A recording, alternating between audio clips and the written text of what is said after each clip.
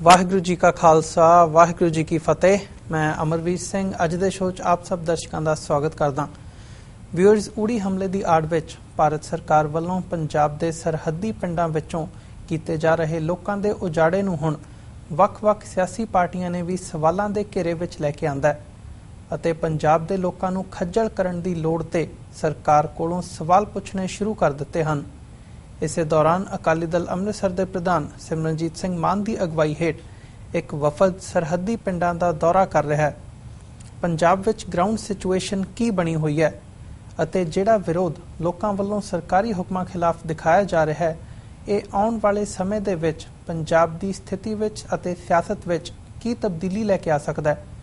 इस संबंधी अज असीं अकाली दल अमृतसर के यूथ विंग के जनरल सकत्तर सरदार पपलप्रीत सिंह नाल गलबात करांगे ਅਤੇ ਉਹਨਾਂ ਕੋਲੋਂ ਜਾਣਨ ਦੀ ਕੋਸ਼ਿਸ਼ ਕਰਾਂਗੇ ਕਿ ਉਹਨਾਂ ਨੇ ਪੰਜਾਬ ਦੇ ਸਰਹੱਦੀ ਪਿੰਡਾਂ ਦਾ ਦੌਰਾ ਕਰਕੇ ਆਮ ਲੋਕਾਂ ਨਾਲ ਗੱਲਬਾਤ ਕਰਕੇ ਕੀ ਮਹਿਸੂਸ ਕੀਤਾ ਅਤੇ ਜਿਹੜੀ ਇਹ ਜੰਗ ਦੀ ਸਿਆਸਤ ਚੱਲ ਰਹੀ ਹੈ ਉਸ ਬਾਰੇ ਉਹਨਾਂ ਦੇ ਕੀ ਵਿਚਾਰ ਹਨ। ਆਓ ਅੱਜ ਦੀ ਵਿਚਾਰ ਚਰਚਾ ਦੀ ਸ਼ੁਰੂਆਤ ਕਰਦੇ ਹਾਂ। ਹਾਂਜੀ ਪਪਲਪ੍ਰੀਤ ਸਿੰਘ ਜੀ, ਵਾਹਿਗੁਰੂ ਜੀ ਕਾ ਖਾਲਸਾ ਵਾਹਿਗੁਰੂ ਜੀ ਕੀ ਫਤਿਹ।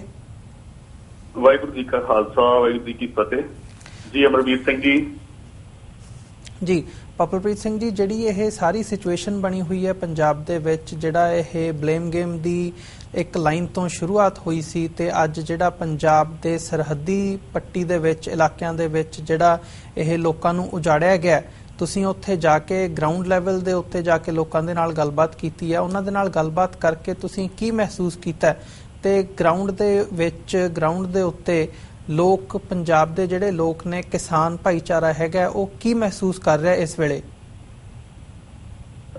ਹਾਂਜੀ, ਇਹ ਬਿਲਕੁਲ ਬੜਾ ਤੁਹਾਡਾ ਟੁਕਮਾ ਸਵਾਲ ਕੀਤਾ ਤੁਸੀਂ, ਕਿਉਂਕਿ ਜਿਹੜੇ ਤੁਸੀਂ ਜੇ ਟੀਵੀ 84 ਚਾਹੇ ਅਮਰੀਕਾ ਤੋਂ ਚੱਲ ਰਿਹਾ ਜੀ, ਪਰ ਆਪਣਾ ਸਾਰਿਆਂ ਦਾ ਜਿਹੜਾ ਫੋਕਸ ਹੈ ਮੇਨ ਤਾਂ ਪੰਜਾਬ ਹੈ, ਆਪਣੀ ਜਿਹੜੀ ਮਾਤ ਭੂਮੀ ਆ। ਸੋ ਪੰਜਾਬ ਦੇ ਵਿਚਾਲੇ ਇਸ ਤਰ੍ਹਾਂ ਦੇ ਗੈਰ ਜ਼ਰੂਰੀ ਜੰਗ ਦੇ ਹਾਲਾਤ ਬਣਾ ਦੇਣੇ ਇਹ ਕੰਡੈਮੇਬਲ ਨੇ। ਸੋ ਜਦੋਂ ਇੱਥੇ ਕੋਈ ਵੀ ਮਾਹੌਲ ਅਜਿਹਾ ਨਾ ਹੋਵੇ, ਕੋਈ ਜੰਗ ਨਾ ਤਾਂ ਉਸ ਤਰ੍ਹਾਂ ਦੀ ਲੋੜ ਆ ਤੇ ਨਾ ਹੀ ਕੋਈ ਮਾਹੌਲ ਆ, ਉਹਦੇ ਵਿਚਾਲੇ 10 ਕਿਲੋਮੀਟਰ ਤੱਕ ਦੇ ਹੁਕਮ ਚਾੜ ਦੇਣੇ ਦਿੱਲੀ ਤੋਂ ਕਿ ਪਿੰਡਾਂ ਨੂੰ ਖਾਲੀ ਕਰਵਾ ਦਿੱਤਾ ਜਾਵੇ ਅਤੇ ਬਾਦਲ ਸਰਕਾਰ ਨੇ ਪੁਲਿਸ ਦੇ ਜ਼ਬਰ ਦੇ ਨਾਲ ਘਰੋਂ ਘਰ ਪੁਲਿਸ ਭੇਜ ਕੇ ਲੋਕਾਂ ਨੂੰ ਉੱਥੋਂ ਉਠਾਇਆ। ਇੱਥੇ ਦੋ ਵਰਗਾਂ ਦੀ ਗੱਲ ਕਰਦਾ, ਇੱਕ ਕਿਸਾਨੀ ਵਰਗ ਆ ਜਿਹੜੇ ਜ਼ਮੀਨਦਾਰ ਨੇ ਅਤੇ ਦੂਸਰੇ ਜਿਹੜੇ ਮਿਹਨਤਕਸ਼ ਲੋਕ ਨੇ ਜਿਨ੍ਹਾਂ ਕੋਲ ਜ਼ਮੀਨ ਨਹੀਂ ਆ, ਚਾਹੇ ਉਹ ਖੇਤੀ ਦੀ ਮਜ਼ਦੂਰੀ ਕਰਦੇ ਹੋਣ, ਚਾਹੇ ਕੋਈ ਰਿਕਸ਼ਾ ਚਲਾਉਂਦਾ ਹੋਵੇ ਜਾਂ ਕੋਈ ਰਾਜ ਮਿਸਤਰੀਆਂ ਦੇ ਪਿੱਛੇ ਦਿਹਾੜੀ ਲਾਉਂਦਾ ਹੋਵੇ ਜਦੋਂ ਮਕਾਨ ਉਸਰਦੇ ਆ ਜੀ। ਜਿਹੜੇ ਇਨਸਾਨ ਜਿਨ੍ਹਾਂ ਕੋਲ ਜ਼ਮੀਨਾਂ ਨੇ ਉਹ ਆਪਣੇ ਰਿਸ਼ਤੇਦਾਰਾਂ ਵੱਲ ਮੂਵ ਹੋਏ, ਉਹਨਾਂ ਦੇ ਰਿਸ਼ਤੇਦਾਰ ਜਿਹੜੇ ਸਹਿੰਦੇ ਸਨ, ਉਹਨਾਂ ਨੂੰ ਝੱਲ ਸਕਦੇ ਸਨ, ਉਹ ਆਪਣੇ ਪਰਿਵਾਰਾਂ ਸਮੇਤ ਉਹਨਾਂ ਵੱਲ ਮੂਵ ਹੋ ਗਏ। ਜਿਹੜੇ ਦੂਸਰੇ ਇਨਸਾਨ ਜਿਹੜੇ ਪਰਿਵਾਰ ਗਰੀਬ ਸਨ, ਉਹਨਾਂ ਦੇ ਨਾਲ ਜਦੋਂ ਗੱਲ ਕੀਤੀ ਗਈ ਹੈ ਵੱਖ-ਵੱਖ ਰਾਹਤ ਕੈਂਪਾਂ ਦੇ ਵਿੱਚ ਜਾ ਕੇ, ਉਹ ਕਹਿੰਦੇ ਕਿ ਕੋਈ ਰਿਸ਼ਤੇਦਾਰ ਸਾਨੂੰ 1 ਦਿਨ ਰੱਖ ਸਕਦਾ, 2 ਦਿਨ ਰੱਖ ਸਕਦਾ ਤੇ ਸਾਨੂੰ ਫਿਰ ਮਾਰੀਦਿਆਂ ਨੂੰ ਇੱਥੇ ਕੈਂਪਸ ਦੇ ਵਿੱਚ ਆਉਣਾ ਪਿਆ। ਜਿਹੜੇ ਰਾਹਤ ਕੈਂਪ ਨਾਮ ਦੇ ਕੈਂਪ ਬਣਾਏ ਹੋਏ ਆ, ਉਹਨਾਂ ਦਾ ਜਿਹੜਾ ਹਾਲ ਆ ਉਹ ਵੀ ਅੱਗੇ ਗੱਲ ਕਰਾਂਗੇ। ਸੋ ਲੋਕੀ ਪਿਸ ਰਹੇ ਨੇ। ਭਾਰਤ ਅਤੇ ਜੰਗ ਦਾ ਜਿਹੜਾ ਮਸਲਾ ਬਣਾਇਆ ਜਾ ਰਿਹਾ ਭਾਰਤ ਅਤੇ ਪਾਕਿਸਤਾਨ ਦੇ ਵਿਚਾਲੇ, ਉੜੀ ਦੇ ਤੁਸੀਂ ਗੱਲ ਕਰਕੇ ਹਟੇ ਹੋ ਜਾਂ ਉਸ ਤੋਂ ਬਾਅਦ ਜਿਹੜੇ ਸਰਜੀਕਲ ਸਟ੍ਰਾਈਕਸ ਹੋਈਆਂ ਜਾਂ ਨਾ ਹੋਈਆਂ, ਇਹਦੇ ਵਿਚਾਲੇ ਇੱਕ ਵੱਡਾ ਪ੍ਰਸ਼ਨ ਚਿੰਨ੍ਹ ਲੱਗ ਚੁੱਕਾ ਵਾ, ਕਿਉਂਕਿ ਤੁਸੀਂ ਵੱਖ-ਵੱਖ ਭਾਰਤ ਅਤੇ ਪਾਕਿਸਤਾਨ ਦੇ ਮੀਡੀਆ ਤੋਂ ਇਲਾਵਾ ਜਿਹੜਾ ਆਜ਼ਾਦ ਮੀਡੀਆ ਹੋਰਾਂ ਮੁਲਕਾਂ ਦਾ, ਉਹ ਵੀ ਇਹਦੇ ਤੇ ਸਵਾਲੀਆ ਚਿੰਨ੍ਹ ਲਾ ਚੁੱਕਾ ਕਿ ਜਿਹੀ ਗੱਲ ਕੋਈ ਨਹੀਂ ਜਾਪਦੀ ਜੀ। ਬਿਲਕੁਲ। ਇਸ ਤੋਂ ਇਲਾਵਾ ਜਿਹੜੇ ਪਿੰਡਾਂ ਦੇ ਲੋਕ ਨੇ, ਜਿਹੜੇ ਗਰੀਬ ਤਬਕਾ, ਉਹਨਾਂ ਨੂੰ ਰਾਹਤ ਕੈਂਪਾਂ ਦੇ ਵਿੱਚ ਸੁੱਟਿਆ ਹੋਇਆ। ਉੱਥੇ ਗੁਰਦੁਆਰਾ ਸਾਹਿਬਾਂ ਤੋਂ ਲੰਗਰ ਆ ਜਾਂਦਾ ਅਤੇ ਛੱਤ ਜ਼ਰੂਰ ਆ, ਅਤੇ ਜਿਹੜੀਆਂ ਹੋਰ ਬੁਨਿਆਦੀ ਸਹੂਲਤਾਂ ਨੇ, ਕੋਈ ਇਨਸਾਨ ਆਪਣੇ ਘਰ ਦੇ ਵਿੱਚ ਰਹਿ ਰਿਹਾ, ਆਪਣਾ ਘਰ ਛੱਡ ਕੇ ਕਿਤੇ ਹੋਰ ਜਾਣਾ ਉਹ ਬਹੁਤ ਔਖਾ ਹੁੰਦਾ, ਘਰ ਨਹੀਂ ਛੱਡਿਆ ਜਾਂਦਾ। ਸੋ ਇਹਨਾਂ ਕੈਂਪਸ ਦੇ ਵਿੱਚ ਜਿਹੜੀ ਮੈਂ ਬੀਬੀਆਂ ਨਾਲ ਗੱਲ ਕੀਤੀ, ਪਹਿਲੀ ਗੱਲ ਉਹ ਕਹਿੰਦੇ ਜੀ ਅਸੀਂ ਜਿਸ ਦਿਨ ਅਸੀਂ ਗਏ, ਉਹ ਕਹਿੰਦੇ ਅੱਜ ਅਸੀਂ ਸਵੇਰ ਦਾ ਇਸ਼ਨਾਨ ਹੀ ਨਹੀਂ ਕੀਤਾ। ਕਾਰਨ ਸੀ ਕਿ ਉੱਥੇ ਜਿਹੜੇ ਬਾਥਰੂਮ ਵਰਗੀ ਸਹੂਲਤ ਹੀ ਕੋਈ ਨਹੀਂ, ਸਰਕਾਰੀ ਸਕੂਲ ਆ, ਉੱਥੇ ਟੂਟੀਆਂ ਲੱਗੀਆਂ ਹੋਈਆਂ ਸਨ। ਜਿਹੜੇ ਕੈਂਪਸ ਦੇ ਪ੍ਰਬੰਧਕ ਸਨ ਉਹ ਕਹਿੰਦੇ ਤੁਸੀਂ ਇੱਥੇ ਮੰਜੇ ਤਾਣ ਕੇ ਉਹਨਾਂ ਦਾ ਪਰਦਾ ਕਰਕੇ ਇਸ਼ਨਾਨ ਕਰ ਲਓ ਜੀ। ਸੋ ਇਹ ਹਾਲਾਤ ਨੇ ਜਿੱਥੇ ਲੋਕ ਅੱਜ ਰਹਿ ਰਹੇ ਆ। ਉਹਨਾਂ ਨੂੰ ਉੱਥੋਂ ਇੱਕ ਮਾਰ ਜਿਹੜੀ ਆ ਉਹ ਚੱਲਣੀ ਪੈ ਰਹੀ ਆ ਕਿ ਪਿੰਡਾਂ ਤੋਂ ਉਜੜੇ ਜਾਂ ਸਰਕਾਰ ਵੱਲੋਂ ਉਜਾੜੇ ਗਏ। ਦੂਸਰਾ ਜਿਹੜੇ ਕੈਂਪਸ ਦੇ ਵਿੱਚ ਉਹਨਾਂ ਨੂੰ ਲਿਆ ਕੇ ਸੁੱਟਿਆ ਗਿਆ, ਉੱਥੇ ਕੋਈ ਸਹੂਲਤਾਂ ਦੀ ਚੀਜ਼ ਨਹੀਂ ਆ। ਜਿਹੜੇ ਮਰੀਜ਼ ਨੇ ਉਹਨਾਂ ਨੂੰ ਦਵਾਈ ਨਹੀਂ ਮਿਲ ਰਹੀ, ਬੱਚਿਆਂ ਦੀ ਪੜ੍ਹਾਈ ਖਰਾਬ ਹੋ ਰਹੀ ਆ। ਅਤੇ ਇਹਦੇ ਨਾਲ ਨਾਲ ਜਿਹੜੇ ਸਕੂਲ ਨੂੰ ਉਹ ਕੈਂਪ ਬਣਾ ਦਿੱਤਾ ਗਿਆ ਉਹਨਾਂ ਬੱਚਿਆਂ ਦੀ ਵੀ ਪੜ੍ਹਾਈ ਖਰਾਬ ਹੋ ਰਹੀ ਆ।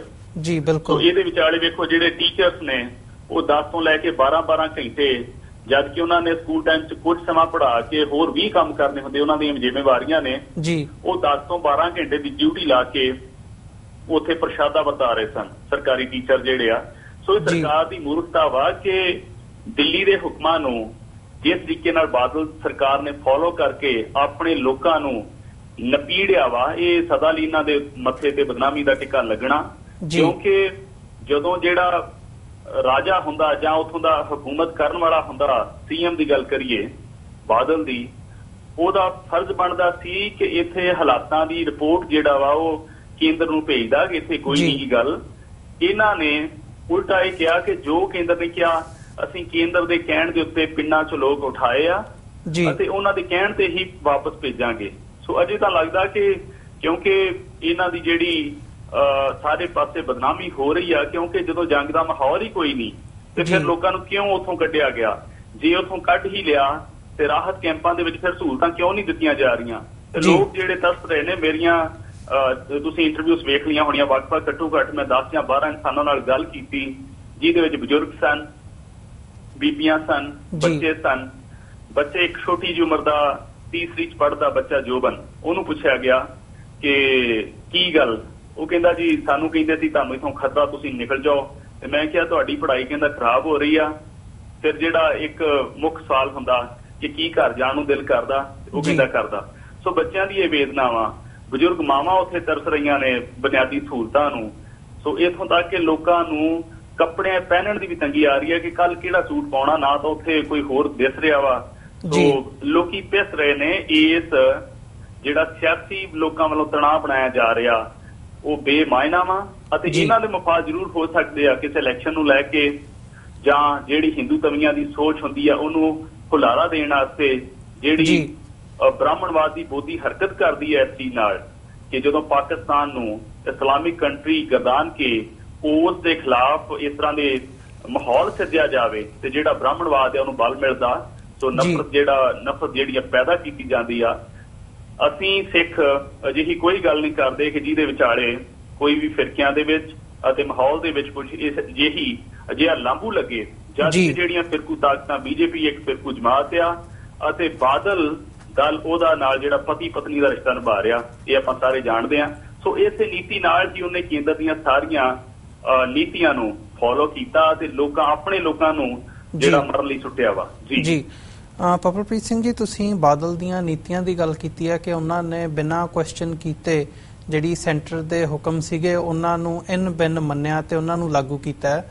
ਇਹ ਗੱਲ ਇੱਕ ਸਹੀ ਜਾਪਦੀ ਹੈ ਕਿ ਜਦੋਂ ਅਸੀਂ ਦੂਜੇ ਸੂਬਿਆਂ ਵੱਲ ਵੀ ਨਜ਼ਰ ਮਾਰਦੇ ਹਾਂ, ਉੱਧਰ ਬਿਲਕੁਲ ਸ਼ਾਂਤਮਈ ਮਾਹੌਲ ਹੈਗਾ। ਜਿਨ੍ਹਾਂ ਦਾ ਇਲਾਕਾ ਪਾਕਿਸਤਾਨ ਦੇ ਬਾਰਡਰ ਦੇ ਨਾਲ ਲੱਗਦਾ, ਉਹ ਭਾਵੇਂ ਗੁਜਰਾਤ ਹੋਵੇ, ਭਾਵੇਂ ਰਾਜਸਥਾਨ ਹੋਵੇ, ਤੇ ਈਵਨ ਕਸ਼ਮੀਰ ਦੇ ਵਿੱਚ ਵੀ ਜਿਹੜਾ ਬਾਇਲੇਟਰਲ ਟ੍ਰੇਡ ਹੈਗਾ ਪਾਕਿਸਤਾਨ ਤੇ ਇੰਡੀਆ ਦੇ ਵਿੱਚ, ਉਹ ਨਾਰਮਲ ਦੇ ਵਾਂਗ ਹੀ, ਆਮ ਦੇ ਵਾਂਗ ਹੀ ਜਾਰੀ ਹੈ। ਤੇ ਜਦੋਂ ਅਸੀਂ ਇਸ ਪਾਰਟ ਨੂੰ ਮੁੱਖ ਕਰਕੇ ਦੇਖਦੇ ਹਾਂ, ਸਿਆਸਤ ਦੇ ਹਵਾਲੇ ਨਾਲ, ਸਿਆਸਤ ਦੇ ਝਰੋਖੇ ਚੋਂ ਦੇਖਦੇ ਹਾਂ, ਤਾਂ ਜਿਹੜਾ ਪ੍ਰਕਾਸ਼ ਸਿੰਘ ਬਾਦਲ ਦਾ ਇਹ ਮੂਵ ਹੈਗਾ, ਉਹਨਾਂ ਨੇ ਡਾਇਰੈਕਟਲੀ ਇਹ ਜਿਹੜੇ ਹੁਕਮ ਆਏ ਉੱਪਰੋਂ ਉਹਨਾਂ ਨੂੰ ਲਾਗੂ ਕੀਤਾ। ਤਾਂ ਜਿਹੜੀ ਪੰਜਾਬ ਦੀ ਸਿਆਸਤ ਹੈ ਹੁਣ ਉਹਨਾਂ ਨੂੰ ਸਵਾਲ ਕਰਨੇ ਸ਼ੁਰੂ ਹੋ ਗਈ ਹੈ ਕਿ ਇਹ ਕਿਉਂ ਕੀਤਾ, ਕਿ ਪੰਜਾਬ ਦੇ ਲੋਕਾਂ ਨੂੰ ਹੀ ਕਿਉਂ ਉਜਾੜਿਆ ਜਾ ਰਿਹਾ ਹੈ। ਜਿਹੜੀ ਇਹ ਇੱਕ ਚੀਜ਼ ਸਾਹਮਣੇ ਆਈ ਹੈ ਹੁਣ, ਜਾਂ ਜਿਹੜੇ ਇਹ ਸਵਾਲ ਉੱਠਣੇ ਸ਼ੁਰੂ ਹੋਏ ਨੇ, ਉਹ ਵੱਖੋ ਵੱਖਰੀਆਂ ਸਿਆਸੀ ਪਾਰਟੀਆਂ ਦੇ ਵਿੱਚੋਂ ਜਿਹੜੇ ਨੁਮਾਇੰਦੇ ਹੈਗੇ ਨੇ ਜਾਂ ਜਿਹੜੇ ਉਹਨਾਂ ਦੇ ਲੀਡਰ ਨੇ, ਉਹਨਾਂ ਨੇ ਸਵਾਲ ਕੀਤੇ ਨੇ। ਇਹਨੂੰ ਤੁਸੀਂ ਕਿਵੇਂ ਦੇਖਦੇ ਹੋ ਕਿ ਜਿਹੜੀ ਪੰਜਾਬ ਜਾਂ ਦੋ ਇਹਦੇ 'ਚ ਉਹ ਬਣਦੇ ਆ ਕਿ ਕਿਹੜੇ ਮਨੋਰਥਾਂ ਨੂੰ ਮੁੱਖ ਰੱਖ ਕੇ, ਕਿਹੜੇ ਸਿਆਸੀ ਲਾਹਿਆਂ ਨੂੰ ਮੁੱਖ ਰੱਖ ਕੇ ਇਹ ਕਦਮ ਪਹਿਲਾਂ ਚੁੱਕਿਆ ਗਿਆ ਸੀ, ਤੇ ਆਉਣ ਵਾਲੀਆਂ ਜਿਹੜੀਆਂ ਪੰਜਾਬ ਦੀਆਂ ਵਿਧਾਨ ਸਭਾ ਚੋਣਾਂ ਨੇ ਉਹਦੇ ਹਵਾਲੇ ਨਾਲ ਇਹ ਕੀ ਫਰਕ ਜਾਂ ਪੰਜਾਬ ਦੇ ਵਿੱਚ ਕੀ ਤਬਦੀਲੀ ਲਿਆ ਸਕਦਾ ਜਿਹੜਾ ਇਹ ਇਸ਼ੂ ਹੈਗਾ? ਜੀ ਸਰਦਾਰ ਅਮਰਵੀਰ ਸਿੰਘ ਜੀ, ਇੱਥੇ ਜਿਹੜੀ ਗੱਲ ਆ ਪਹਿਲਾਂ ਵੇਖੀਏ ਕਿ ਜਿਹੜੇ ਹੁਕਮ ਆਏ ਉਹ ਦਿੱਲੀ ਤੋਂ ਆਏ ਅਤੇ ਜਿਹੜੀ ਦਿੱਲੀ ਆ ਉਹਨੇ ਹਮੇਸ਼ਾ ਹੀ ਪੰਜਾਬ ਵੱਲ ਕੈਰੀ ਅੱਖ ਨਾਲ ਵੇਖਿਆ। ਪਿਛੋਕੜ ਦੇ ਵਿੱਚ ਤੁਸੀਂ ਨਿੱਤ ਇੱਥੇ TV 84 ਤੇ ਗੱਲਬਾਤ ਕਰਦੇ ਹੋ, ਚਾਹੇ 84 ਦੀ ਕਰ ਲਓ, 1978 ਦੀ, 47 ਦੀ, ਜਾਂ ਉਸ ਤੋਂ ਪਹਿਲਾਂ ਵੀ ਜਦ ਵੀ ਦਿੱਲੀ ਜਿਹੜੀ ਆ ਸ਼ਕਤੀਆਂ ਦਾ ਕੇਂਦਰ ਰਹੀ ਆ। ਸੋ ਆਪਾਂ ਦਿੱਲੀ ਤੋਂ ਪੰਜਾਬ ਦਾ ਭਲਾ ਜਿਹੜਾ ਵਾ ਲੋਚਣਾ, ਇਹ ਕੋਈ ਸਿਆਣਪ ਨਹੀਂ ਹੋਊਗੀ, ਪਹਿਲੀ ਗੱਲ। ਦੂਸਰਾ, ਜਿਹੜੀ ਖੇਤਰੀ ਲੀਡਰਸ਼ਿਪ ਤੌਰ ਦੇ ਉੱਤੇ ਅੱਜ ਇੱਥੇ ਬਾਦਲ ਜਿਹੜਾ ਰਾਜ ਕਰ ਰਿਹਾ, ਉਹਨੂੰ ਆਪਣੇ ਲੋਕਾਂ ਦੀ ਸੁਣਨੀ ਚਾਹੀਦੀ ਸੀ, ਪਰ ਆਪਾਂ ਉਸ ਤੋਂ ਵੀ ਬੇਆਸ ਆ, ਕਿਉਂਕਿ ਉਹਦਾ ਜਿਹੜਾ ਪਿਛੋਕੜ ਆ ਉਹ ਬਿਲਕੁਲ ਆਪਣੇ ਲੋਕਾਂ ਨਾਲ ਦਗਾ ਕਰਨ ਵਾਲਾ ਹੀ ਰਿਹਾ। ਇੱਥੇ ਕਿਸਾਨੀ ਦਾ ਆਪਣੇ ਆਪ ਨੂੰ ਇਹ ਮਾਤ ਹਿੱਤ ਜਿਹੜਾ ਵਾ ਪ੍ਰਚਾਰਦੇ ਆ ਕਿ ਅਸੀਂ ਕਿਸਾਨੀ ਦੀ ਬਾਂਹ ਫੜਦੇ ਆ, ਕਿਸਾਨੀ ਦੀ ਗੱਲ ਕਰਦੇ ਆ। ਹੁਣ ਝੋਨੇ ਦੀ ਫਸਲ ਪੱਕੀ ਹੋਵੇ ਅਤੇ ਲੋਕਾਂ ਨੂੰ ਉਸ ਬੈਲਟ ਦੇ ਵਿੱਚੋਂ 10 ਕਿਲੋਮੀਟਰ ਦੇ ਵਿੱਚੋਂ ਘਰ ਛੱਡ ਕੇ ਜਾਣ ਲਈ ਕਹਿ ਦਿੱਤਾ ਜਾਵੇ, ਤੇ ਫਸਲ ਦੀ ਜਿਹੜੀ 6 ਮਹੀਨੇ ਤੋਂ ਕਿਸਾਨ ਢੀਕ ਰਿਹਾ ਕਿ ਕਦੋਂ ਪੱਕੇ। ਕਿਸਾਨ ਇੱਕ ਦਿਨ ਆਪਣੀ ਫਸਲ ਨੂੰ ਵੇਖਦਾ ਕਿ ਅੱਜ ਥੋੜੀ ਤਾਂ ਹੋਈ, ਕਿਉਂਕਿ ਜਿਹੜੇ ਇੱਥੇ ਆਰਥਿਕਤਾ ਤੌਰ ਤੇ ਸਾਡਾ ਲੱਕ ਟੁੱਟਾ ਹੋਇਆ ਕਿਸਾਨਾਂ ਦਾ, ਕਿ ਕਰਜ਼ਾ ਸਿਰ ਤੇ ਚੜਿਆ ਹੋਇਆ, ਜਿਹੜੀਆਂ ਸਾਡੀਆਂ ਫਸਲਾਂ ਨੇ ਉਹਨਾਂ ਦਾ ਮੰਡੀਕਰਨ ਨਹੀਂਗਾ ਉਸ ਤਰ੍ਹਾਂ ਦਾ, ਤੇ ਜਿਹੜੀਆਂ ਵਸਤਾਂ ਅਸੀਂ ਲੈ ਕੇ ਖਾਦ ਜਾਂ ਕੁਝ ਹੋਰ ਪਾਉਂਦੇ ਆ, ਉਹਨਾਂ ਦੇ ਭਾਅ ਜਿਹੜੇ ਦਿਨੋਂ ਦਿਨ ਚੜ੍ਹਦੇ ਆ, ਤੇ ਇਥੋਂ ਤੱਕ ਕਿ ਸਟਾਕ ਦੇ ਵਿੱਚ ਤੰਗੀਆਂ ਵੀ ਆਉਂਦੀਆਂ। ਕਈ ਵਾਰੀ ਕਿਸਾਨਾਂ ਨੂੰ ਖਾਦ ਜਿਹੜੀ ਮਿਲਦੀ ਨਹੀਂ, ਦਵਾਈਆਂ ਨਹੀਂ ਮਿਲਦੀਆਂ, ਇਹ ਪਰੇਸ਼ਾਨੀਆਂ ਆਉਂਦੀਆਂ। ਹੁਣ ਦੂਸਰੀ ਗੱਲ ਕਿ ਝੋਨੇ ਦੀ ਫਸਲ ਪੱਕੀ ਹੋਵੇ ਅਤੇ ਲੋਕਾਂ ਨੂੰ ਉੱਥੋਂ ਉਜੜਨ ਲਈ ਕਹਿ ਦਿੱਤਾ ਜਾਵੇ, ਘਰ ਛੱਡ ਕੇ ਨਿਕਲਣ ਨੂੰ ਕਹਿ ਦਿੱਤਾ ਜਾਵੇ। ਹੁਣ ਜਿਹੜਾ ਲਿਪਾ ਪੋਚੀ ਕੀਤੀ ਜਾ ਰਹੀ ਹੈ ਕਿ ਅਸੀਂ ਜੀ ਸਰਕਾਰ ਕਹਿ ਰਹੀ ਹੈ ਕਿ ਅਸੀਂ ਲੋਕਾਂ ਨੂੰ ਕਹਿ ਦਿੱਤਾ ਕਿ ਉਹ ਆਪਣੀ ਫਸਲ ਕੱਟ ਸਕਦੇ ਆ, ਪਰ ਕਿੱਥੇ ਉਸ ਮਾਹੌਲ ਦੇ ਵਿੱਚ ਜਿੱਥੇ ਪ੍ਰੈਸ਼ਰ ਕੋਈ ਨਾ ਹੋਵੇ ਤੇ ਫਸਲ ਉਦੋਂ ਜਿਹੜੀ ਲੈ ਕੇ ਜਾਣੀ, ਅਤੇ ਇਹ ਤਣਾਅ ਜਿਹੜਾ ਨਕਲੀ ਤਣਾਅ ਇਹਨਾਂ ਬਣਾਇਆ ਆਪਣੇ ਮਫਾਦਾਂ ਵਾਸਤੇ ਸਰਕਾਰਾਂ ਨੇ, ਉਹਦੇ ਵਿਚਾਲੇ ਆਪਣੀ ਫਸਲ ਨੂੰ ਸਾਂਭਣਾ ਬਹੁਤ ਫਰਕ ਰੱਖਦਾ। ਦੂਸਰੀ ਗੱਲ, ਜਿਹੜਾ ਟ੍ਰੇਡ ਆ ਉਹ ਤੁਸੀਂ ਆ ਨਿਊਜ਼ ਦੇ ਵਿੱਚ ਵੀ ਵੇਖਿਆ ਕਿ ਪਾਕਿਸਤਾਨ ਨਾਲ ਇਹ ਚੱਲ ਰਿਹਾ। ਬਿਲਕੁਲ ਲੋਕ ਜਿਹੜੇ ਆ, ਇੱਕ ਰਿਪੋਰਟ ਮੈਂ ਪੜ੍ਹੀ ਸੀ ਕਿ ਵਾਘੇ ਦੇ ਉੱਤੇ ਕੋਈ ਅਜਿਹਾ ਤਣਾਅ ਨਹੀਂ। ਤਣਾਅ ਜਿਹੜਾ ਵਾ ਅਖਬਾਰਾਂ ਦੇ ਵਿੱਚ, ਇਸ ਮੀਡੀਆ ਦੇ ਵਿੱਚ, ਅਤੇ ਜਿਹੜਾ ਖਾਸ ਤੌਰ ਤੇ ਹਿੰਦੂਤਵੀ ਮੀਡੀਆ ਵਾ, ਉਹ ਇਸ ਤਣਾਅ ਨੂੰ ਬਣਾ ਰਿਹਾ, ਅਤੇ ਉਹ ਬਿਲਕੁਲ ਢਿੱਲ ਲੱਗਾ ਹੋਇਆ ਉਸ ਮੀਡੀਆ ਦਾ ਕਿ ਜੰਗ ਜਿਹੜੀ ਆ ਕਰਵਾ ਕੇ ਹੀ ਛੱਡਣੀ ਆ। ਸੋ ਦੂਜੇ ਪਾਸੇ ਇੱਥੇ ਅਸੀਂ ਆਪਣੀ ਜ਼ਿੰਮੇਵਾਰੀ ਸਮਝਦੇ ਹੋਏ ਅੰਮ੍ਰਿਤਸਰ ਅਤੇ ਹੋਰਾਂ ਥਾਵਾਂ ਤੇ ਪਾਰਟੀ ਨੇ ਜਿਹੜਾ ਵਾ ਪ੍ਰੋਟੈਸਟ ਕੀਤਾ, ਬਿਲਕੁਲ ਕਿ ਅਸੀਂ ਜੰਗ ਨਹੀਂ ਚਾਹੁੰਦੇ, ਕਿਉਂਕਿ ਜਿਹੜੀ ਇਹ ਜੰਗ ਰੱਬ ਨਾ ਕਰੇ, ਹੁਣ ਉਹ ਗੱਲ ਨਹੀਂ ਗੀ ਕਿ ਕੋਈ ਤੋਪ ਜਾਂ ਟੈਂਕ ਜਾਂ ਬੰਦੂਕਾਂ ਚੱਲਣ ਦੀ ਗੱਲ ਹੈ। ਦੋਵੇਂ ਸ਼ਕਤੀਆਂ ਜਿਹੜੀਆਂ ਨਿਊਕਲੀਅਰ ਪਾਵਰਸ ਹੋਣ, ਉਹਦੇ ਵਿਚਾਲੇ ਜਿਹੜੀ ਜੰਗ ਆ ਉਹ ਵੀ ਫਿਰ ਪਰਮਾਣੂ ਹੋਊਗੀ। ਇਹਦੇ ਨਾਲ ਜਿਹੜਾ ਨੁਕਸਾਨ ਆ ਸਭ ਤੋਂ ਵਧੇਰੇ ਪੰਜਾਬ ਦਾ ਹੋਣਾ, ਤੇ ਪੰਜਾਬ ਜਿਹੜਾ ਵਧੇਰੇ ਸਿੱਖ ਵਸੋਂ ਵਾਲਾ, ਫਿਰ ਸਾਡਾ ਤਾਂ ਰਹਿਣਾ ਹੀ ਕੁਛ ਨਹੀਂ।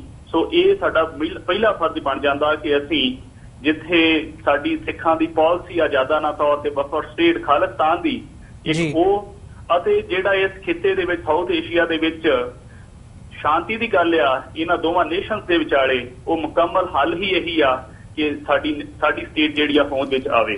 ਸੋ ਜਿਹੜੀਆਂ ਹੋਰ ਗੱਲਾਂ ਨੇ, ਸਰਦਾਰ ਮਾਨ ਹੁਣਾਂ ਨੇ ਉੱਥੇ ਲੋਕਾਂ ਨੂੰ ਕਿਹਾ ਕਿ ਤੁਸੀਂ ਘਰਾਂ 'ਚ ਵਾਪਸ ਆਓ। ਇੱਥੇ ਇੱਕ ਇੰਟਰਨੈਸ਼ਨਲ ਲਾਅ ਦੀ ਗੱਲ ਜਿਹੜੀ ਲੋਕਾਂ ਦੇ ਵਿੱਚ ਖੜ ਕੇ ਸਰਦਾਰ ਸਿਮਰਨਜੀਤ ਸਿੰਘ ਮਾਨ ਹੁਣਾਂ ਕੀਤੀ ਕਿ ਜਦੋਂ ਸਰਕਾਰਾਂ ਲੋਕਾਂ ਨੂੰ ਘਰਾਂ ਦੇ ਵਿੱਚੋਂ ਕੱਢਣ ਲੱਗ ਪੈਣ, ਅਤੇ UN ਦਾ ਫਰਜ਼ ਬਣ ਜਾਂਦਾ, UN ਦਾ, ਯੂਨਾਈਟਿਡ ਨੇਸ਼ਨਸ ਦਾ, ਕਿ ਉਹ ਉੱਥੇ ਦਖਲ ਦੇਵੇ, ਆਪਣੀ ਕੈਂਪ ਸਥਾਪਿਤ ਕਰੇ, ਅਤੇ ਫਿਰ ਲੋਕਾਂ ਦੀ ਇੱਛਾ ਵਾ ਕਿ ਉਹਨਾਂ ਨੇ ਉਹਨਾਂ ਕੈਂਪਸ 'ਚ ਜਾਣਾ ਕਿ ਜਾਂ ਆਪਣੇ ਘਰੇ ਰਹਿਣਾ, ਤਾਂ ਵੀ ਲੋਕਾਂ ਦੀ ਇੱਛਾ ਵਾ। ਜਦ ਕਿ ਇੱਥੇ ਪੁਲਿਸ ਦੇ ਜ਼ੋਰ ਦੇ ਨਾਲ ਲੋਕਾਂ ਨੂੰ ਘਰਾਂ 'ਚੋਂ ਕੱਢ ਕੇ ਉਹਨਾਂ ਨਾਮ ਦੇ ਹੀ ਰਾਹਤ ਕੈਂਪਸ ਦੇ ਵਿੱਚ ਸੁੱਟਿਆ ਜਾਂਦਾ, ਜਿਹੜੇ ਕਿਸੇ ਤਰ੍ਹਾਂ ਦੀ ਵੀ ਰਾਹਤ ਤੋਂ ਰਹਿਤ ਨੇ। ਸੋ ਇਹ ਬਿਲਕੁਲ ਸਰਕਾਰ ਧੱਕਾ ਕਰ ਰਹੀ ਆ, ਜੰਗ ਵਰਗਾ ਕੋਈ ਮਾਹੌਲ ਨਹੀਂ। ਆਪਾਂ ਉਹੀ ਗੱਲ ਦੁਬਾਰਾ ਰਿਪੀਟ ਕਰ ਰਹੇ ਹਾਂ ਕਿ ਲੋਕਾਂ ਨੂੰ ਇੰਜ ਖਰਾਬ ਕਰਨਾ ਜਿਹੜਾ ਵਾ ਉਹ ਸਰਕਾਰ ਛੱਡ ਦੇਵੇ, ਸਗੋਂ ਇਹ ਐਲਾਨ ਛੇਤੀ ਤੋਂ ਛੇਤੀ ਕਰੇ ਕਿ ਅਜਿਹੀ ਕੋਈ ਗੱਲ ਨਹੀਂ ਗੀ, ਅਤੇ ਲੋਕਾਂ ਤੋਂ ਬਿਨਾਂ ਸ਼ੱਕ ਮਾਫੀ ਮੰਗੇ, ਅਤੇ ਲੋਕੀ ਜਿਹੜੇ ਆਪਣੇ ਘਰਾਂ 'ਚ ਪਰਤਣ ਅਤੇ ਅਮਨ ਮਾਨ ਦੇ ਨਾਲ ਰਹਿਣ। ਜੀ ਪਪਲਪ੍ਰੀਤ ਸਿੰਘ ਜੀ, ਜਿੱਥੋਂ ਇਹ ਸਾਰੀ ਘਟਨਾਕ੍ਰਮ ਦੀ ਸ਼ੁਰੂਆਤ ਹੋਈ ਹੈ, ਉੜੀ ਦੇ ਵਿੱਚੋਂ, ਜੰਮੂ ਕਸ਼ਮੀਰ ਦੇ ਵਿੱਚੋਂ, ਜਦੋਂ ਅਸੀਂ ਉਸ ਖਿੱਤੇ ਨੂੰ ਦੇਖਦੇ ਹਾਂ ਤੇ ਪੰਜਾਬ ਨੂੰ ਦੇਖਦੇ ਹਾਂ, ਤੁਸੀਂ ਜਿਹੜੀ ਇਹ ਦੋਵੇਂ ਸਟਰਗਲਸ ਚੱਲ ਰਹੀਆਂ ਨੇ, ਪੰਜਾਬ ਦੀ ਤੇ ਜੰਮੂ ਕਸ਼ਮੀਰ ਦੀ, ਇਹਨਾਂ ਦੋਨਾਂ ਦੇ ਹਵਾਲੇ ਨਾਲ ਜਿਹੜੀਆਂ ਸਿਮਿਲੈਰਿਟੀਜ਼ ਨੇ ਇਹਨਾਂ ਦੋਵਾਂ ਦੇ ਵਿਚਾਲੇ, ਉਹਨੂੰ ਤੁਸੀਂ ਕਿਵੇਂ ਦੇਖਦੇ ਹੋ ਕਿ ਕਿਵੇਂ ਜੰਮੂ ਐਂਡ ਕਸ਼ਮੀਰ ਤੇ ਜਿਹੜਾ ਪੰਜਾਬ ਦੇ ਲੋਕ ਨੇ ਉਹ ਕਿਵੇਂ ਸਫ਼ਰ ਕਰ ਰਹੇ ਆ? ਪਹਿਲਾਂ ਜੰਮੂ ਕਸ਼ਮੀਰ ਦੇ ਵਿੱਚ ਵੀ ਹੁਣ ਉਹੀ ਜਿਹੜਾ ਤਸ਼ੱਦਦ ਦਾ ਮਾਹੌਲ ਬਣਿਆ ਹੋਇਆ, ਉਹੀ ਸਭ ਕੁਝ ਜਿਹੜਾ ਪਿਛਲੇ ਉੱਥੇ ਤਕਰੀਬਨ 3 ਮਹੀਨਿਆਂ ਤੋਂ ਚੱਲ ਰਿਹਾ, ਉਹ ਲਗਾਤਾਰ ਉਸੇ ਹਿਸਾਬ ਨਾਲ ਲਗਾਤਾਰ ਨਿਰੰਤਰ ਜਾਰੀ ਹੈ। ਤੇ ਅੱਜ ਹੁਣ ਪੰਜਾਬ ਦੇ ਵਿੱਚ ਵੀ ਉਹੀ ਮਾਹੌਲ ਕ੍ਰੀਏਟ ਕੀਤਾ ਜਾ ਰਿਹਾ ਹੈ। ਜਦੋਂ ਇਹ ਸਾਰੇ ਘਟਨਾਕ੍ਰਮ ਨੂੰ ਅਸੀਂ ਦੇਖਦੇ ਹਾਂ ਤਾਂ ਤੁਸੀਂ ਆਉਣ ਵਾਲੇ ਸਮੇਂ ਦੇ ਵਿੱਚ ਇਹਨੂੰ ਕਿੱਧਰ ਜਾਂਦੀ ਦੇਖਦੇ ਹੋ ਕਿ ਜਿਹੜੀ ਇਹ ਨੀਤੀ ਹੈਗੀ ਹੈ ਸਰਕਾਰ ਦੀ, ਇਹਨੂੰ ਕਿੱਧਰ ਲੈ ਕੇ ਜਾ ਸਕਦੀ ਹੈ? ਸਰਦਾਰ ਅਮਰਵੀਰ ਸਿੰਘ ਜੀ, ਜਿਹੜੇ ਸੰਘਰਸ਼ੀ ਲੋਕ ਹੁੰਦੇ ਆ ਉਹਨਾਂ ਲਈ ਮੁਸੀਬਤਾਂ ਜਿਹੜੀਆਂ ਨੇ ਉਹ ਆਮ ਵਰਗੀਆਂ ਹੀ ਹੁੰਦੀਆਂ ਜੀ। ਹਾਂ, ਜਿਹੜੇ ਆਮ ਲੋਕ ਨੇ ਜਿਹੜੇ ਆਪੋ ਆਪਣੇ ਕਾਰਜਾਂ 'ਚ ਲੱਗੇ ਹੋਏ ਆ ਉਹਨਾਂ ਨੂੰ ਤਕਲੀਫਾਂ ਤਾਂ ਜ਼ਰੂਰ ਆਉਂਦੀਆਂ। ਜਿਹੜੀਆਂ ਮੁਸੀਬਤਾਂ ਨੇ, ਜਿਹੜੇ ਸੰਘਰਸ਼ ਕਰਦੇ ਆ, ਮੁਸੀਬਤਾਂ ਦੇ ਨਾਲ ਉਹਨਾਂ ਦੇ ਚਿਹਰਿਆਂ ਤੇ ਖੇੜਾ ਆਉਂਦਾ ਜੀ। ਇੱਥੇ ਜਿਹੜੀ ਜਮਾਤ ਨਾਲ ਅਸੀਂ ਸਬੰਧ ਰੱਖਦੇ ਹਾਂ, ਅਕਾਲੀ ਦਲ ਅੰਮ੍ਰਿਤਸਰ ਨਾਲ, ਅਸੀਂ ਆਜ਼ਾਦੀ ਦੀ ਮੰਗ ਕਰਦੇ ਹਾਂ ਅਤੇ ਆਪਣਾ ਮੁਲਕ ਵੱਖਰਾ ਚਾਹੁੰਦੇ ਹਾਂ। ਇੰਝ ਹੀ ਕਸ਼ਮੀਰ ਦੇ ਵਿੱਚ ਜਿਹੜੀ ਮੂਵਮੈਂਟ ਚੱਲ ਰਹੀ ਆ ਉਹ ਆਜ਼ਾਦੀ ਦੀ ਆ। ਭਾਰਤ ਉੱਥੇ ਬਿਲਕੁਲ ਜ਼ਬਰ ਕਰ ਰਿਹਾ ਅਤੇ ਜਿਹੜਾ ਜ਼ਬਰ ਆ, ਜਦੋਂ ਇਹਨਾਂ ਦਾ ਸੰਸਾਰ ਭਰ ਦੇ ਵਿੱਚ ਨੰਗਾ ਹੋ ਰਿਹਾ ਕਿ ਉੱਥੇ 100 ਲੋਕਾਂ ਦੇ ਕਰੀਬ ਲੋਕਾਂ ਨੂੰ ਖਤਮ ਕਰ ਦਿੱਤਾ ਹੋਵੇ 8 ਜੁਲਾਈ ਤੋਂ ਸ਼ੁਰੂ ਹੋ ਕੇ ਬੁਰਹਾਨ ਵਾਨੀ ਦੀ ਸ਼ਹਾਦਤ ਤੋਂ ਬਾਅਦ ਜੀ, ਸੈਂਕੜੇ ਲੋਕ ਅੰਨੇ ਕਰ ਦਿੱਤੇ ਗਏ ਹੋਣ ਅਤੇ ਹਜ਼ਾਰਾਂ ਜਿਹੜੇ ਆ ਜ਼ਖਮੀ ਕੀਤੇ ਹੋਣ, ਅਤੇ ਜਦੋਂ ਇਹਨਾਂ ਦੇ ਉੱਤੇ ਵੱਡਾ ਸਵਾਲੀਆ ਚਿੰਨ੍ਹ ਲੱਗਣ ਲੱਗਾ, ਕਦੇ ਉੜੀ ਅਟੈਕ ਜਿਹੜਾ ਉਹ ਸਾਹਮਣੇ ਆਉਂਦਾ, ਕਦੇ ਸਰਜੀਕਲ ਸਟ੍ਰਾਈਕਸ ਆਉਂਦੀ ਆ, ਕਦੇ ਲੋਕਾਂ ਦਾ ਬਾਰਡਰ ਤੋਂ ਉਜਾੜਾ ਜਿਹੜਾ ਉਹ ਦਿਸਣ ਲੱਗ ਪੈਂਦਾ ਆਪਾਂ ਨੂੰ ਕਿ ਕੀ ਹੋ ਰਿਹਾ। ਸੋ ਕੁੱਲ ਮਿਲਾ ਕੇ ਜਿਹੜੀ ਆਜ਼ਾਦੀ ਦੀ ਗੱਲ ਕਸ਼ਮੀਰੀ ਕਰ ਰਹੇ ਆ, ਉਸ ਤੋਂ ਧਿਆਨ ਪਾਸੇ ਹਟਾਉਣ ਲਈ ਇਹ ਜਿਹੜਾ ਮੋਦੀ ਸਰਕਾਰ ਆ, ਮੋਦੀ ਖਾਸ ਕਰਕੇ ਜਿਹੜੀ ਗਵਰਨਮੈਂਟ ਚਲਾ ਰਿਹਾ, ਉਹ ਜੰਗ ਦੇ ਗੀਤ ਗਾ ਰਹੀ ਆ। ਇੱਥੋਂ ਦੇ ਲੋਕ, ਚਾਹੇ ਅਸੀਂ ਆਪਣਾ ਵੱਖਰਾ ਮੁਲਕ ਚਾਹੁੰਦੇ ਆ, ਪਰ ਜਿਹੜੇ ਇਸ ਖਿੱਤੇ ਦੀ ਗੱਲ ਕਰੀਏ, ਲੋਕ ਜਿਹੜੇ ਆ ਬੁਨਿਆਦੀ ਸਹੂਲਤਾਂ ਨੂੰ ਤਰਸ ਰਹੇ ਆ, ਲੋਕੀ ਗਰੀਬੀ ਦੇ ਵਿੱਚ ਮਰ ਰਹੇ ਆ, ਅਤੇ ਇਥੋਂ ਦੀ ਹਕੂਮਤ ਜਿਹੜੀ ਆ ਇਹਨੂੰ ਉਸਨੂੰ ਚਾਹੀਦਾ ਕਿ ਉਹ ਜੰਗ ਦੇ ਗੀਤ ਨਾ ਗਾਵੇ, ਆਪਣੇ ਲੋਕਾਂ ਨੂੰ ਸਾਂਭੇ। ਸੋ ਜਿਹੜੀ ਰਹੀ ਗੱਲ ਪੰਜਾਬ ਦੀ, ਪੰਜਾਬ ਇੱਕ ਮੁਸੀਬਤ ਨਾਲ ਨਹੀਂ, ਕਈ ਮੁਸੀਬਤਾਂ ਨਾਲ ਪਹਿਲਾਂ ਤੋਂ ਹੀ ਜੂਝ ਰਿਹਾ। ਇੱਥੇ ਜਿਵੇਂ ਆਪਾਂ ਗੱਲ ਕਰੀਏ ਪੰਜਾਬ ਵਾਸਤਾ ਗੁਰਾਂ ਦੇ ਨਾਂ ਤੇ, ਸੋ ਜਿਹੜੀਆਂ ਮੁਸੀਬਤਾਂ ਸਾਡੇ ਝੋਲੀ ਪੈ ਚੁੱਕੀਆਂ ਨੇ, ਦੁਸ਼ਮਣ ਤਾਕਤਾਂ ਗੁਰੂ ਗ੍ਰੰਥ ਸਾਹਿਬ ਜੀ ਦੀ ਬੇਅਦਬੀ ਕਰ ਰਹੀਆਂ ਨੇ ਆਏ ਦਿਨ, ਅਤੇ ਦੋਸ਼ੀ ਜਿਹੜੀ ਆ ਇੱਥੋਂ ਦੀ ਸਰਕਾਰ ਕੋਈ ਨਹੀਂ ਫੜ ਰਹੀ, ਫੇਲ ਹੋਈ ਆ। ਦੂਸਰੀ ਗੱਲ ਕਿਸਾਨ ਖੁਦਕੁਸ਼ੀਆਂ ਦੀ ਆ। ਸਾਡੇ ਕਿਸਾਨ ਜਿਹੜੇ ਆ ਸਰਕਾਰਾਂ ਦੀਆਂ ਮਾੜੀਆਂ ਨੀਤੀਆਂ ਕਰਕੇ ਖੁਦਕੁਸ਼ੀਆਂ ਦੇ ਰਾਹ ਪਏ ਹੋਏ ਆ ਜੀ। ਅਤੇ ਇਸ ਤੋਂ ਇਲਾਵਾ ਜਿਹੜਾ ਨਸ਼ਾ ਵਾ, ਨਸ਼ੇ ਨੇ ਪੰਜਾਬ ਬਰਬਾਦ ਕੀਤਾ ਹੋਇਆ। ਇੱਥੇ ਇੱਕ ਗੱਲ ਮੈਂ ਇਸੇ ਪੱਖ ਦੇ ਵਿੱਚ ਦੱਸਣੀ ਚਾਹੁੰਦਾ ਕਿ ਲੋਕੀ 13 ਮਾਰ ਚੱਲ ਰਹੇ ਆ। ਇੱਕ ਤਾਂ ਮਾਰ ਆ ਕਿ ਲੋਕਾਂ ਨੂੰ ਘਰਾਂ ਤੋਂ ਉਠਾਇਆ ਗਿਆ, ਉਹ ਕੈਂਪਸ ਦੇ ਵਿੱਚ ਆ ਗਏ, ਕੈਂਪਸ ਦੇ ਵਿੱਚ ਸਹੂਲਤ ਕੋਈ ਨਹੀਂ, ਲੋਕੀ ਤਾਂ। ਤੀਸਰੀ ਮਾਰ ਇਹ ਆ ਕਿ ਜਦੋਂ ਘਰਾਂ ਤੋਂ ਲੋਕੀ ਉੱਠ ਕੇ ਆਏ, ਪਿੱਛੇ ਜਿਹੜੀਆਂ ਬਾਰਡਰ ਬੈਲਟ ਦੇ ਵਿੱਚ ਉਹਨਾਂ ਦੇ ਘਰਾਂ 'ਚ ਚੋਰੀਆਂ ਬਹੁਤ ਹੋ ਰਹੀਆਂ, ਲੋਕਾਂ ਦੇ ਜਿੰਦਰੇ ਤੋੜੇ ਜਾ ਰਹੇ ਆ, ਅਤੇ ਤੋੜੇ ਜਾਣ ਵਾਲਾ ਵਰਗ ਜਿਹੜਾ ਉਹ ਇਹੀ ਆ ਜਿਹੜੇ ਸਾਡੇ ਨੌਜਵਾਨ ਇਸ ਪਾਸੇ ਲੱਗੇ ਨਸ਼ਿਆਂ ਵੱਲ, ਉਹ ਘਟਿਆਰੇ ਹੋ ਗਏ, ਸੋਚ ਰਹੀ ਕੋਈ ਨਾ, ਅਤੇ ਉਹ ਆਪਣੇ ਨਸ਼ੇ ਦਾ ਬੰਦੋਬਸਤ ਕਰਨ ਵਾਸਤੇ ਲੋਕਾਂ ਦੀਆਂ ਚੋਰੀਆਂ ਕਰ ਰਿਹਾ। ਆਹ ਹਾਲ ਜਿਹੜਾ ਵਾਪਰਿਆ ਬਾਰਡਰ ਬੈਲਟ ਦੇ ਵਿੱਚ, ਜਿਹੜਾ ਹੈਰੋਇਨ ਦਾ ਨਸ਼ਾ ਬਹੁਤ ਵੱਡੇ ਪੱਧਰ ਤੇ ਵਿਕ ਰਿਹਾ, ਅਤੇ ਉੱਥੋਂ ਜਿਹੜੀ ਸਮਗਲਿੰਗ ਜੋ ਕੁਝ ਵੀ ਚੱਲ ਰਿਹਾ। ਸੋ ਇੱਥੇ ਦੂਸਰਾ ਪੱਖ ਬਾਰਡਰ ਬੈਲਟ ਦੇ ਨਾਲ ਜਿਹੜਾ ਪੰਜਾਬ ਦੇ ਵਿੱਚ ਸਿੰਥੈਟਿਕ ਡਰੱਗਸ ਦਾ ਸਰਕਾਰ ਦੇ ਨਾਲ ਸੰਬੰਧਿਤ ਲੋਕ ਜਿਹੜੇ ਉਹ ਨੰਗੇ ਹੋਏ ਸਨ। ਸੋ ਇਸ ਤੋਂ ਇਲਾਵਾ ਜਿਹੜਾ ਇਕੱਲਾ ਬਲੇਮ ਹੈ ਪਾਕਿਸਤਾਨ ਨੂੰ ਕਰਦੇ ਆ, ਨਾਲ ਦੀ ਨਾਲ ਜਿਹੜਾ ਨਸ਼ਾ ਖੋਰੀ ਆ, ਇੱਥੇ ਸਰਕਾਰਾਂ ਉਸ ਨੂੰ ਸ਼ਹਿ ਦੇ ਰਹੀਆਂ। ਸੋ ਇਹ ਗੱਲਾਂ, ਮੇਰਾ ਵਿਸ਼ਾ ਥੋੜਾ ਪਾਸੇ ਜਾ ਰਿਹਾ। ਸੋ ਬਿਲਕੁਲ ਪੰਜਾਬ ਦੇ ਲੋਕ ਪਿਸ ਰਹੇ ਆ, ਇੱਕ ਮੁਸੀਬਤ ਨਹੀਂ, ਬਹੁਤ ਮੁਸੀਬਤਾਂ ਨੇ ਇੱਥੇ ਤਾਂ ਜੀ। ਪਵਨਪ੍ਰੀਤ ਸਿੰਘ ਜੀ, ਤੁਸੀਂ ਵਿਸਥਾਰ ਨਾਲ ਇਹਦੇ ਉੱਪਰ ਜਾਣਕਾਰੀ ਦਿੱਤੀ ਹੈ। ਅੰਤ ਦੇ ਵਿੱਚ ਮੈਂ ਤੁਹਾਡੇ ਕੋਲੋਂ ਤੁਹਾਡੀ ਜਥੇਬੰਦੀ ਅਕਾਲੀ ਦਲ ਅੰਮ੍ਰਿਤਸਰ ਦੇ ਹਵਾਲੇ ਨਾਲ ਪੁੱਛਣਾ ਚਾਹੂੰਗਾ ਕਿ ਜਿਹੜੀ ਇਹ ਸਿਚੁਏਸ਼ਨ ਬਣੀ ਹੋਈ ਹੈ ਜੰਗ ਦੇ ਹਵਾਲੇ ਨਾਲ, ਜਾਂ ਜਿਹੜੀ ਇਹ ਸਿਚੁਏਸ਼ਨ ਬਣਾਈ ਜਾ ਰਹੀ ਹੈ, ਤੇ ਇਹ ਥੰਮਣ ਦਾ ਵੀ ਨਾਮ ਨਹੀਂ ਲੈ ਰਹੀ। ਇੱਕ ਤਾਂ ਹੁੰਦਾ ਨਾ ਜਦੋਂ ਤੁਸੀਂ ਉਹਨੂੰ ਕੁਐਸਚਨ ਕਰਦੇ ਹੋ ਸਰਕਾਰ ਨੂੰ ਵਾਪਸ, ਤਾਂ ਉਹ ਇੱਕ ਠਰਮੇ ਦੇ ਵਿੱਚ ਆਉਂਦੇ ਆ, ਜਾਂ ਤੁਸੀਂ ਉਹਨੂੰ ਠੱਲਦੇ ਹੋਗੇ, ਉਹਨਾਂ ਨੂੰ ਨੱਥ ਪਾਉਂਦੇ ਹੋ, ਪਰ ਉੱਦਾਂ ਦੀ ਕੋਈ ਗੱਲ ਨਹੀਂ ਦਿਖਦੀ ਹੈਗੀ। ਜਦੋਂ ਅਸੀਂ ਅੱਜ ਦੇ ਵੀ ਸਰਕਾਰੀ ਬਿਆਨ ਦੇਖਦੇ ਹਾਂ, ਜਾਂ ਜਿਹੜੀ ਹਾਈ ਲੈਵਲ ਦੇ ਉੱਤੇ, ਇੰਡੀਆ ਲੈਵਲ ਦੇ ਉੱਪਰ ਜੋ ਸਰਕਾਰ ਦਾ ਜਾਂ ਭਾਰਤ ਦੀ ਜਿਹੜੀ ਫੌਜ ਹੈਗੀ ਆ, ਜਿਹੜੇ ਉਹਨਾਂ ਦੇ ਬਿਆਨ ਆ ਰਹੇ ਨੇ, ਉਹ ਇਹਨੂੰ ਸਿਚੁਏਸ਼ਨ ਨੂੰ ਜਿਉਂ ਦੀ ਤਿਉਂ ਰੱਖ ਕੇ ਅੱਗੇ ਲੈ ਕੇ ਜਾ ਰਹੇ ਨੇ। ਇਸ ਹਵਾਲੇ ਦੇ ਨਾਲ ਅਕਾਲੀ ਦਲ ਅੰਮ੍ਰਿਤਸਰ ਦਾ ਕੀ ਸਟੈਂਡ ਹੈਗਾ, ਤੇ ਆਉਣ ਵਾਲੇ ਸਮੇਂ ਦੇ ਵਿੱਚ ਪਲੱਸ ਜਿਹੜੀ ਅੱਜ ਦੀ ਡੇਟ ਹੈਗੀ ਹੈ, ਤੁਸੀਂ ਗਰਾਊਂਡ ਤੇ ਕੀ ਕਰ ਰਹੇ ਹੋ, ਤੇ ਆਉਣ ਵਾਲੇ ਸਮੇਂ ਦੇ ਵਿੱਚ ਤੁਸੀਂ ਇਹਨੂੰ ਠੱਲਣ ਲਈ ਜਾਂ ਲੋਕਾਂ ਨੂੰ ਜਾਗਰੂਕ ਕਰਨ ਲਈ, ਇਕਮੁੱਠ ਕਰਨ ਦੇ ਲਈ ਤੁਸੀਂ ਕੀ ਉਪਰਾਲਾ ਕਰਨ ਦੀ ਵਿਉਂਤਬੰਦੀ ਘੜ ਰਹੇ ਹੋ? ਜਸ ਸਰ, ਸਾਡੇ ਕੋਲ 1 ਮਿੰਟ ਰਹਿ ਗਿਆ ਜੀ। ਸਰਦਾਰ ਮਲਵੀਰ ਸਿੰਘ ਜੀ, ਜਿਹੜੀ ਗੱਲ ਤੁਸੀਂ ਕਰ ਚੁੱਕੇ ਹੋ, ਮੇਰਾ ਉੱਤਰ ਵੀ ਲਗਭਗ ਉਹਦੇ ਵਿੱਚ ਹੀ ਆ। ਕਿ ਸਰਕਾਰ ਬਦਨੀਅਤ ਆ, ਇਹ ਮੁਸੀਬਤਾਂ ਨੂੰ ਹੋਰ ਵਧਾ ਸਕਦੀ ਆ। ਸਿਆਣਪ ਤੋਂ ਕੰਮ ਨਹੀਂ ਲਿਆ ਜਾ ਰਿਹਾ, ਆਪਣੇ ਮਫਾਦ ਵੇਖੇ ਜਾ ਰਿਹਾ। ਰਹੀ ਗੱਲ ਸਾਡੀ ਪਾਰਟੀ ਦੀ ਅਕਾਲੀ ਦਲ ਅੰਮ੍ਰਿਤਸਰ ਦੀ, ਸਰਦਾਰ ਸਿਮਰਨਜੀਤ ਸਿੰਘ ਮਾਨ ਹੋਣਾ ਵੱਲੋਂ ਐਲਾਨ ਕੀਤਾ ਗਿਆ ਕਿ ਜਿੰਨਾ ਚਿਰ ਇਹੋ ਜਿਹਾ ਮਾਹੌਲ, ਆਪਾਂ ਜੰਗ ਦਾ ਮਾਹੌਲ ਵੀ ਵਾਰ-ਵਾਰ ਕਹਿੰਦੇ ਆ, ਜੰਗ ਦਾ ਮਾਹੌਲ ਉਹ ਨਹੀਂ ਆ ਅਸਲ 'ਚ। ਜਿਸ ਤਰ੍ਹਾਂ ਦਾ ਇਹ ਮਾਹੌਲ, ਇਹ ਮਾੜਾ ਮਾਹੌਲ ਜਿਹੜਾ ਸਰਕਾਰ ਨੇ ਬਣਾਇਆ, ਜਿੰਨਾ ਚਿਰ ਹੋ ਰਹਿੰਦਾ ਲੋਕੀ ਆਪਣੇ ਘਰਾਂ ਨੂੰ ਨਹੀਂ ਜਾਂਦੇ, ਉਹਨਾਂ ਚਿਰ ਸਾਡੀ ਪਾਰਟੀ ਉਸ ਬਾਰਡਰ ਬੈਲਟ ਦੇ ਵਿੱਚ ਸਰਗਰਮ ਆ।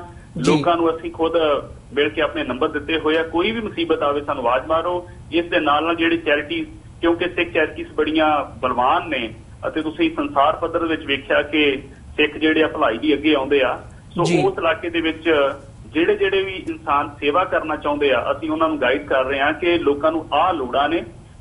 ਕਿਉਂਕਿ ਜਿਹੜਾ ਦੂਰ ਬੈਠਾ ਇਨਸਾਨ ਉਹ ਸੋਚ ਲੈਂਦਾ ਕਿ ਸ਼ਾਇਦ ਪ੍ਰਸ਼ਾਦਾ ਜਾਂ ਛੱਤ ਦੀ ਲੋੜ ਆ, ਪਰ ਉਹ ਗੱਲ ਨਹੀਂ। ਉਸ ਤੋਂ ਇਲਾਵਾ ਵੀ ਜਿਹੜੀਆਂ ਸਹੂਲਤਾਂ ਨੇ ਅਸੀਂ ਲਿਸਟ ਬਣਾਈ ਹੋਈ ਆ ਕਿ ਕਿਹਨੂੰ ਕਿਹੜੀ ਸੇਵਾ ਕਹਿਣੀ ਆ, ਤੇ ਉੱਥੇ ਜਾ ਕੇ ਉਹ ਆਪਣੇ ਹੱਥੀਂ ਕਰ ਸਕਣ। ਅਸੀਂ ਲੋਕਾਂ ਦੇ ਵਿੱਚ ਵਿਚਰ ਰਹੇ ਹਾਂ ਅਤੇ ਆਪਣੇ ਲੋਕਾਂ ਦਾ ਜਿਹੜਾ ਦੁੱਖ ਸਮਝ ਰਹੇ ਹਾਂ ਅਤੇ ਉਸ ਨੂੰ ਹੱਲ ਕਰਨ ਲਈ ਜਿਵੇਂ ਵੀ ਹੋ ਸਕੇ ਸਾਰੇ ਤਰੀਕੇ ਵਰਤ ਰਹੇ ਹਾਂ। ਸਰਕਾਰ ਤੇ ਪ੍ਰੈਸ਼ਰ ਬਣਾਉਣਾ ਪਵੇ ਅਤੇ ਦੂਸਰੇ ਪਾਸੇ ਆਪਣੇ ਲੋਕਾਂ ਦੀ ਬਾਂਹ ਫੜਨ ਦੀ ਜਿਹੜੀ ਆ ਕੋਈ ਵੀ ਗੁੰਜਾਇਸ਼ ਨਹੀਂ ਛੱਡਾਂਗੇ। ਜੀ ਫਪਲਪ੍ਰੀਤ ਸਿੰਘ ਜੀ, ਤੁਸੀਂ ਇਹਨਾਂ ਸਾਰੇ ਇਸ਼ੂਜ਼ ਦੇ ਉੱਪਰ ਗਰਾਊਂਡ ਲੈਵਲ ਦੇ ਉੱਪਰੋਂ ਜਿਹੜੀ ਜਾਣਕਾਰੀ ਦਿੱਤੀ ਹੈ ਉਸ ਲਈ ਤੁਹਾਡਾ ਬਹੁਤ-ਬਹੁਤ ਧੰਨਵਾਦ ਜੀ। ਤੇ ਇਸੇ ਦੇ ਨਾਲ ਅਸੀਂ ਅੱਜ ਦੇ ਸ਼ੋਅ ਵਿੱਚ ਤੁਹਾਡੇ ਕੋਲੋਂ ਇੱਥੇ ਹੀ ਇਜਾਜ਼ਤ ਲੈਂਦੇ ਹਾਂ ਤੇ ਉਮੀਦ ਹੈ ਕਿ ਫਿਰ ਤੁਹਾਡੇ ਨਾਲ ਅਸੀਂ ਗੱਲਬਾਤ ਕਰਾਂਗੇ ਜੀ। ਵਾਹਿਗੁਰੂ ਜੀ ਕਾ ਖਾਲਸਾ, ਵਾਹਿਗੁਰੂ ਜੀ ਕੀ ਫਤਿਹ। ਹਾਂਜੀ, ਸਰਦਾਰ ਅਮਰਵੀਰ ਸਿੰਘ ਜੀ, ਤੁਹਾਡਾ ਵੀ ਤੇ ਟੀਵੀ 84 ਦੇ ਸਮੂਹ ਦਰਸ਼ਕਾਂ ਦਾ ਧੰਨਵਾਦ। ਵਾਹਿਗੁਰੂ ਜੀ ਕਾ ਖਾਲਸਾ, ਵਾਹਿਗੁਰੂ ਜੀ ਕੀ ਫਤਿਹ। ਵਿਊਅਰਸ, ਇਹ ਸਨ ਅਕਾਲੀ ਦਲ ਅੰਮ੍ਰਿਤਸਰ ਦੇ ਯੂਥ ਵਿੰਗ ਦੇ ਜਨਰਲ ਸਕੱਤਰ ਸਰਦਾਰ ਪਪਲਪ੍ਰੀਤ ਸਿੰਘ, ਜਿਨ੍ਹਾਂ ਨੇ ਸਾਨੂੰ ਗਰਾਊਂਡ ਜ਼ੀਰੋ ਤੋਂ ਜਾਣਕਾਰੀ ਦਿੱਤੀ ਹੈ। ਉਹਨਾਂ ਨੇ ਉੱਥੇ ਵਿਚਰ ਕੇ ਜੋ ਲੋਕਾਂ ਨਾਲ ਗੱਲਬਾਤ ਕਰਕੇ ਮਹਿਸੂਸ ਕੀਤਾ ਉਸ ਬਾਰੇ ਸਾਨੂੰ ਦੱਸਿਆ ਕਿ ਪੰਜਾਬ ਦੀ ਜਿਹੜੀ ਸਿਚੁਏਸ਼ਨ ਬਣੀ ਹੋਈ ਹੈ ਇਸ ਟਾਈਮ ਆਮ ਲੋਕਾਂ ਦੇ ਹਵਾਲੇ ਨਾਲ ਉਹ ਕੀ ਹੈਗੀ ਹੈ ਤੇ ਕਿਵੇਂ ਜਿਹੜੇ ਉੱਪਰ ਬੈਠੇ ਲੋਕ ਨੇ, ਭਾਵੇਂ ਉਹ ਪੰਜਾਬ ਲੈਵਲ ਤੇ ਹੋਵੇ ਸਿਆਸਤ ਦੇ ਹਵਾਲੇ ਨਾਲ, ਭਾਵੇਂ ਉਹ ਇੰਡੀਆ ਲੈਵਲ ਤੇ ਪਾਕਿਸਤਾਨ ਲੈਵਲ ਤੇ ਜਿਹੜੀ ਇਹ ਸਿਆਸਤ ਚੱਲ ਰਹੀ ਹੈ ਉਹ ਕਿਵੇਂ ਲੋਕਾਂ ਨੂੰ ਖੱਜਲ ਕਰ ਰਹੀ ਹੈ। ਇਸੇ ਦੇ ਨਾਲ ਅਸੀਂ ਅੱਜ ਦਾ ਜਿਹੜਾ